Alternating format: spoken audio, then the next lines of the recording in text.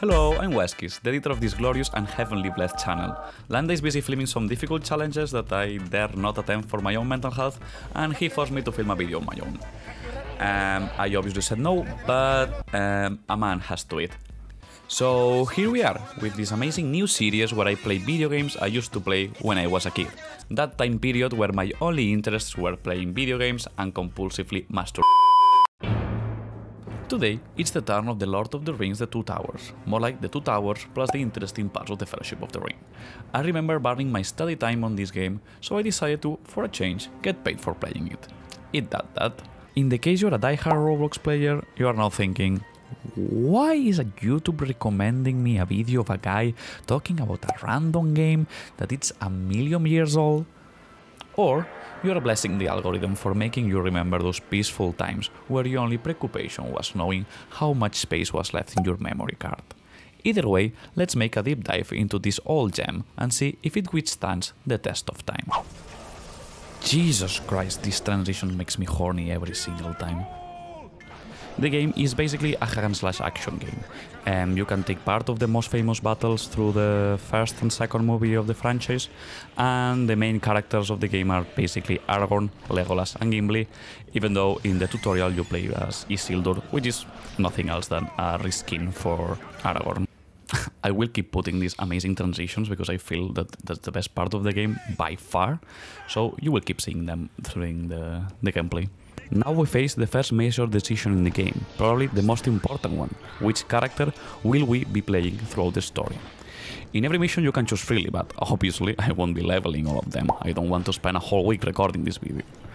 On the first mission we play as Isildur, aka Aragorn with a skin. On the second one we play with Aragorn with a torch, aka an overpowered machine of killing Nazguls for some reason. And on the third mission we get our first choice. I'm not gonna lie, I'm a simple man. I see a dwarf, I pick it. Is it because I look like one? I hope not. Is it because I spend my time in the darkness of my room and I hold grudges forever? Maybe. So yeah, in the Tomb of Balin I decided to play with the elf. Just because equal opportunity?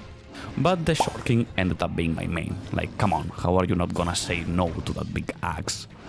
In the gameplay aspect of the character choice, I didn't really feel like many differences. Legolas had more arrows, Aragorn felt better at melee, maybe with some more range, and Gimli was more resilient, I think. I'm not even sure, just different animation, and that's it. So the first stop in our real journey is Moria. There we meet our first enemies, some goblins with and without a shield. Strong attacks for the shields, basic attacks for unshielded ones. Basic gaming culture. For some weird reason the attack button also blocks enemy attacks and makes you feel like you're playing more defensive in a hack and slash. But the worst gameplay mechanic was definitely the ranged attack animation. It was so weird, it like made me really get mad at the game.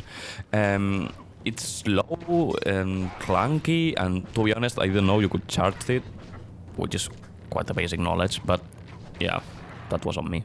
Both bosses in Moria levels, the Kraken and the Troll in Tombs of Balin, was not as easy as expected. Well, in general the combat was much more challenging than I remembered, which first of all makes me think that I lost all my gaming skills through the years, but most importantly, this is a hard game. Had much more of a challenge in these couple levels than in my whole playthrough of Hogwarts Legacy. After leaving Moria we end up in Amon Hen, a time event against the first Urukai of the playthrough. Didn't really look at the timer and passed through it like Sonic the Hedgehog, but the boss was definitely a learning curve. Being the learning curve, me just trying to understand why couldn't I melee attack this guy. It was a little bit weird because he was an archer, but he just had to melee attack a statue. Which, don't get me wrong, it's really good. It's different mechanics for every boss, and that's amazing game design. Falcon Forest was quite fun. For some reason I ended up in a weird orc party. But for the rest I just learned how to glitch trolls with heavy attacks that for some reason now are like regular enemies. The whole Plains of Rohan campaign can just be summarized in one word: explosions. I feel like the enemies really got hard in these levels. Urukais can stun lock you like League players, professional ones. I really struggle with the Kamikaze Berserker. Fucking explosives are terrible. And definitely I struggle with the melee ones. What the fuck are these enemies? I finished the whole playthrough without a single clue on how to defeat them consistently. But yeah, I killed the boss with my mighty axe and went directly to the Helm's Deep. I remember this arc being epic as hell when I was a kid. The wall defense really makes you feel like you're taking part in this huge battle, and the bar on top really makes things much more tense.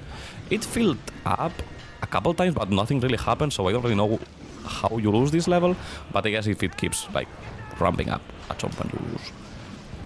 This next level was the thing I remember the most from when I played as a kid. It was such a pain in the ass, but surprisingly, after like 7 levels, I learned how to throw axes, and it was quite a piece of cake, so maybe I wasn't as good as I thought I was when I was a kid. But my lord, the last level, shit got so real. That door, it's just crazy the amount of enemies that the game throws at you. I get stunlocked for years and years. I couldn't get to do full combos to the enemies because I kept clashing with my light attacks, and I didn't get the part that you had to go on top of the wall to kill the archers, which is quite on me. And in the end, I beat the game, but it was really challenging at some parts. Back in the day, this was supposed to be your generic movie title, hack and slash, but has much more personality and difficulty than full-blown AAA games we get nowadays. Playing it again was a cathartic experience where I got to feel like a kid, and I will keep doing these kind of videos from time to time. It makes me happier than usual. And let me know which vintage games do you want me to play in the future. And I don't really know how to close a video. I'm not a YouTuber, so fuck off, go do something else with your life.